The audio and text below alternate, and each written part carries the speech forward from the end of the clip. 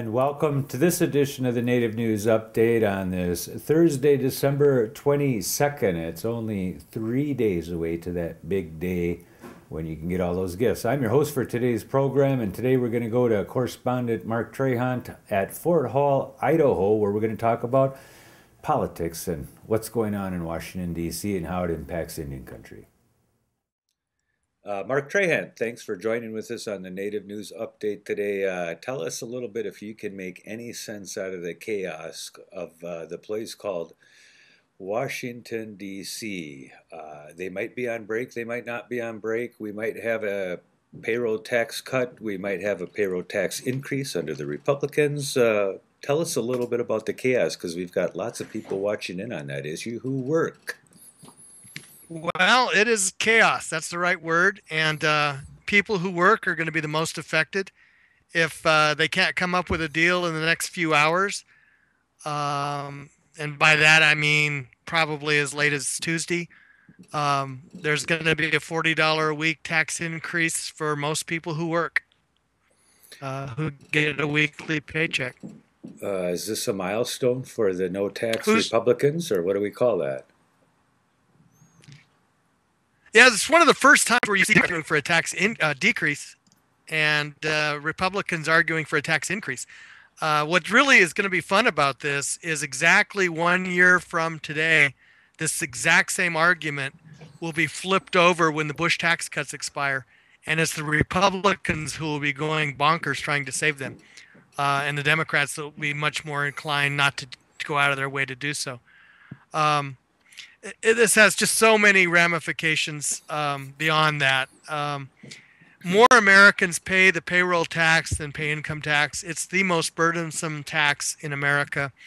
And so when you talk, Republicans like the income tax, and what it favors is people who make significant sums of money. But our tax system is just screwy across the board. You have, if you make a lot of money, let's say you make $100,000, which is an excellent salary, you pay payroll tax, income tax.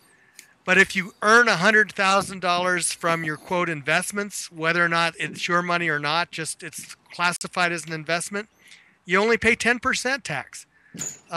So the system is really screwy. And I think if anything, this highlights how complex and out of whack the whole tax system is in this country. I saw John McCain on the floor of the Senate literally screaming around that the entire system was broken. I don't think he was referring to Democrats or independents. I think he was talking about the whole system, saying it was broken. Today he was saying that the Tea Party right wing of the House has overreached their mandate and provided for Obama's reelection by them not being able to come to even a 2-month compromise on this payroll tax cut that the Democrats are pushing, which is going to allow it to raise up, which means, 13 to 16 million working Americans are going to have a tax payment increase starting in 2 weeks. Yeah. 2%. When McCain says the system is broken, where do you think he's pointing at? Is it the politics of no consensus? Or literally, is this young democracy, is this young capitalistic system under the kind of stress that could eventually tear it apart? Well, I think the answer to both is yes. What really drives the brokenness of this more than anything else is that last weekend, everybody thought they had a deal. And the Speaker of the House acknowledged that the Senate deal was going to go through, and then it blew up on him. But if the Speaker of the House cannot say to the senators in the Republican Party, let alone the Democratic Party, that, yeah, we're going to go with this is a good deal, then how can you negotiate anything? I mean, he wants to bring the Senate back to negotiate, but who's to say the next deal won't blow up or the deal after that? I mean, the chaos in the House of Representatives is so complete. In the first place, I don't see how John Boehner survives as Speaker. If your word is no good when you try to negotiate, then why bother? Indeed. I was going to basically say that seems to be part of the issue. I watched as not Boehner, but his deputy, I think, gavelled the House to a close as Democrats attempted to introduce some negotiating stature or something to it, and they just gavelled the place shut. And some of these freshman senators, our congressman for our district, voted in as a Tea Party Republican, Sean Duffy. They got up and started walking out and says, "Okay, here's how we're doing business, I guess." Well, and even worse, they ordered C-SPAN to turn off the cameras, so the Democrats couldn't even argue to the broader public. I mean, they just said, "This is it. We're closing up shop." One of the things the House Democrats have been saying is, "Let's just vote on this. Let's get an up or down vote." And the leadership knows that if that happens, they lose. And so they're going through all kinds of maneuvers to make sure the House does not vote on the Senate bill.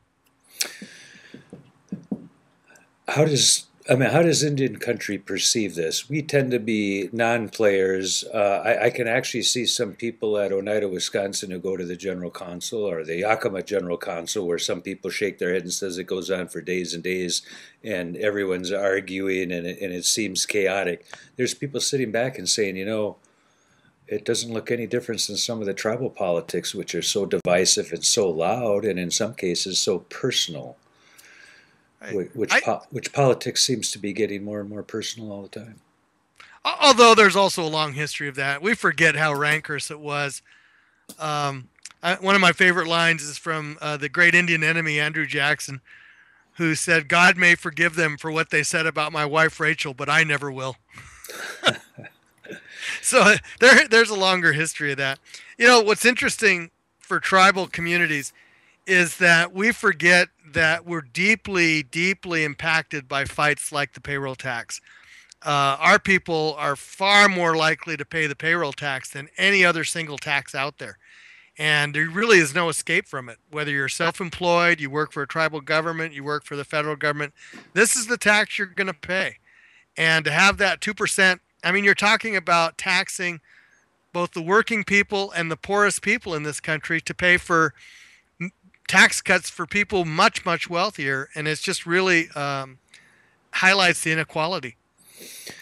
This is only the latest issue. What other kinds of things do we have on the horizon? You try to keep track of those even a little bit better than I do, aside from the primary nomination process that starts with the Republicans on January 6th, I believe it is, or something like that. Right. What else do we have in Washington, D.C. going on that tribes ought to be looking at? Well, one thing we should mention, and this is where the process actually worked pretty well, is the budget for the rest of fiscal year 2012 was passed last week as well. Okay. And it's not a bad budget. There are things you can argue over it. There are programs cut that shouldn't be cut. But all in all, it's one of the better budgets out there. Both the Bureau of Indian Affairs and the Indian Health Service got increases. And any agency getting an increase in this environment is just remarkable. And the IHS budget was about a $60 million increase, so it's pretty significant. I think this is an important transition because next year, this year what you had is committees that looked out for tribes, particularly the House Interior Appropriations Subcommittee. But next year, it's on automatic pilot, so you won't have that same ability of people in Congress to try to add a little money here and there. So this should be viewed as a big transition to get ready for what's coming. Well, that's interesting. We'll have to keep an eye on it. Things are boiling in the political atmosphere in Wisconsin. The recall committee announced 500,000 signatures of the 540 at the halfway mark, 30 days. California's only 13%. They got like 120 days. Wisconsin has 60 days, and it's 25%. They're halfway there for the governor, another Tea Party Republican. We have a primary vote coming up in the caucuses of Iowa on January 6th. Gingrich burst out of the corral after McCain dropped out. Now he's leveling and tipping a little bit. Michelle Bachmann claims that she's the only person who can beat Obama. What's your prediction? Any surprises? Well, I think I would not be surprised at all if Ron Paul wins Iowa. That's an interesting call on it, which would be the dark horse. And there are some people that say Ron Paul is gaining but they're also, at least on the Republican side, accusing him of being willing to step out of the Republican primary process and run as an independent if he doesn't get the nomination. I think that's just He may well, and although he's now late for the Libertarian Party because another Republican, Gary Johnson, former governor of New Mexico, just this week decided to pull out of the Republican Party and run as a Libertarian. Libertarians, I mean, they're purists and they have some pretty wild views ranging from support of freedom of choice with drugs to virtually no foreign policy because we want to shrink in and have no government. It'll be interesting to see whether it plays. But in Iowa, it might. He's very well organized. He kept his organization in place, and he did pretty well last time around. So wouldn't surprise me at all if he does either first or second. We see any Native people coining in on the primary race? And I mean, we got a small tribal population down there, but do we see tribal people going anywhere in particular? We don't see a huge influx on the Republican side anyway, but they're there. Oklahoma is traditionally red territory for Indian country. Do we see any kind of drafting? Here we have, I think the Pueblo Council just sent out a resolution of support for Obama's reelection, if I remember right. We see any early movement on the... We do see some early movement, some early organizing. One of the things I want to do is pull apart... If you go back 4 years ago, well, not quite 4 years ago, but the last election, one thing that Obama did that very few Democrats do was to expand the playing field and to fight for all 50 states. And so he had a campaign office, places like here in Idaho, and there's just no way a Democrat is going to win in Idaho. Right. But what that does is it forced the Republicans to play defense across the board. This time around, their strategy is going to be basically, let's get to 270 electoral votes. So focus in on the states that are most likely to produce the 270 electoral votes. Colorado, New Mexico will both be in play, both of those where Indian populations could make a difference. Arizona might be in play.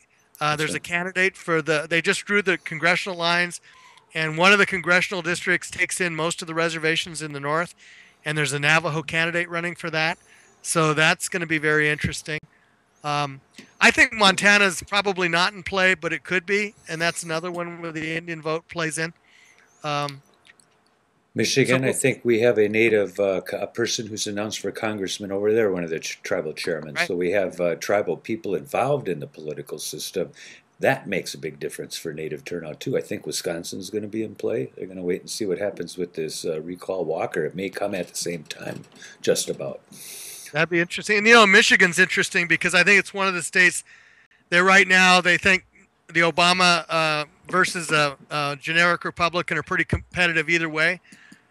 But it's most likely going to be Romney. And if Romney's the nominee, I can see Obama running ads all over Michigan talking about his vote against his opposition to the bailout of the car industry, right, which by every measure was successful. Indeed.